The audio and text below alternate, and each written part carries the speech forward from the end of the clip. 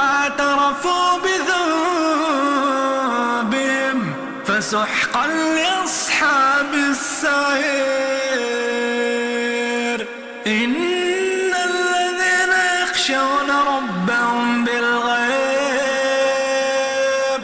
لهم مغفرة وأجر كبير.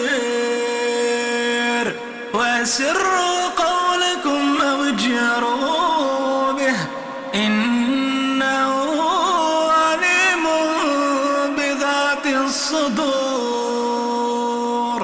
ألا يعلم من خلق وهو اللطيف الخبير.